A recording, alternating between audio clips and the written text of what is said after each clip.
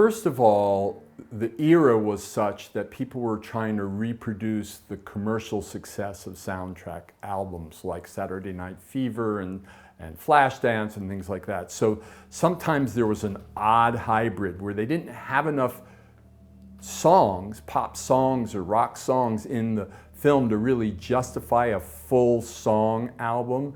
So they'd put the songs, and then whatever time was left over, they put some cues from the score to fill it up and throw it out there, you know, thinking they'd hopefully have $1 million seller if the film really took off. So that was one element. The other element was that it was expensive to release anything with a lot of players in it because of certain union regulations. Now that the market niche is more defined and smaller, and they're not trying to have literally a Rolling Stone album hit or anything like that. They're just catering to the aficionados basically. There's some leeway with the unions, I'm guessing. I don't even know the details, but they're releasing a lot of scores. Embarrassingly, I'm not a good librarian, and I've moved a lot. I mean, some of these scores are 30 years old, you know, and it's like, I don't have that master anymore. Or that master was stored in a way that with this many years, the magnetic tape breaks down.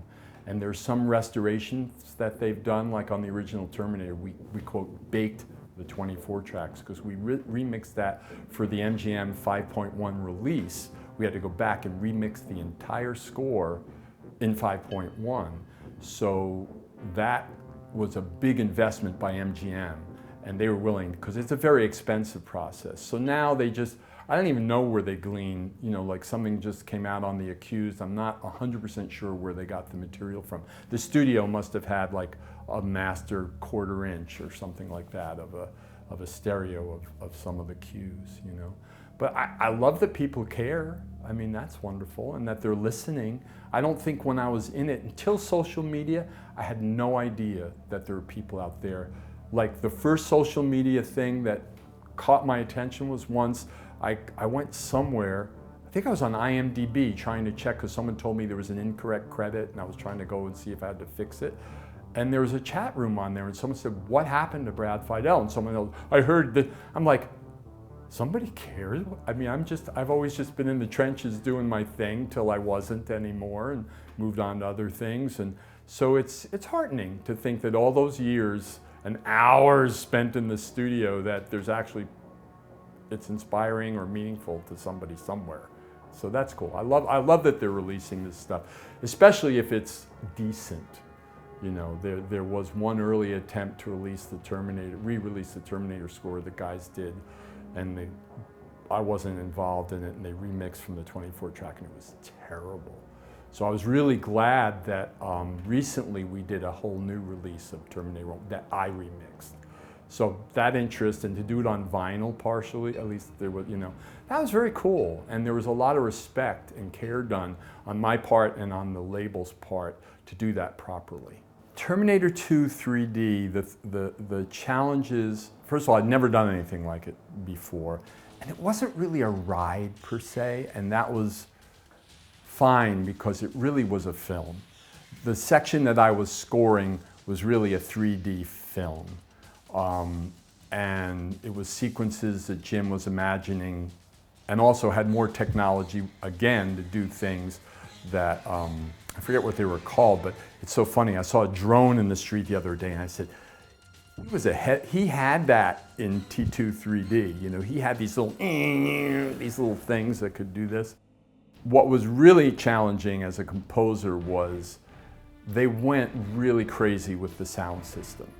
It was 24 independent channels of sound, as opposed to most theaters at that point, which the highest I think was Sony, had like 8 channels of sound. This was 24. They were going over your head and behind you and all this. So of course they wanted to show that off. And I kind of fought it because I said, this is music. I think it's cool to move the effects and make you feel like you're being surrounded by these things that are flying. But if the music does that too, and a horn comes from over here, and this comes from over there, I think it's going to be disconcerting. So I prepared the tracks so they could pan them because they wanted that freedom. But my composition was more classic stereo, you know, just here's the music and it's pretty much there, as opposed to too many gimmicks in it.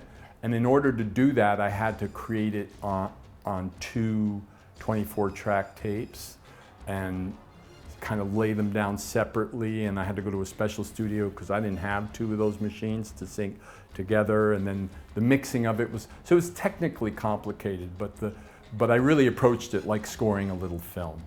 So that was known territory to me, even though the quote ride broke, you know, real people came out of the screens and a motorcycle comes out of the screen. Ultimately, I treated it like I was scoring a movie because that's the emotional experience of it. You know?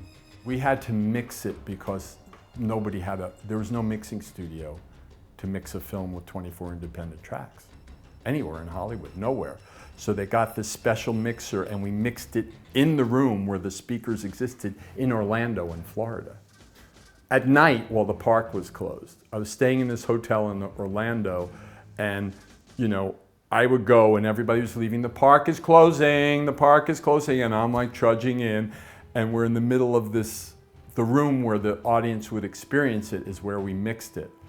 And it was crazy because I forget the name, it became a pretty famous mixing board, but it was a new technology where you could just add modules on and panners and stuff, and very delicate and tending to have glitches.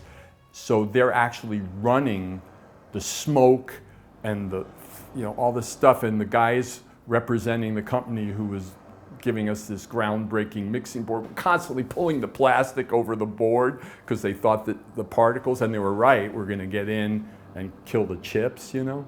So, and this guy almost got killed by the motorcycle on the motorcycle track because the screen went like this. That point where Arnold comes out, the screen went like a guillotine, almost imperceptibly, just so he could come through. So it was like a magic trick, like you thought he came through the screen, but there was actually this thing that was opening, and it was off timing once, and literally he almost got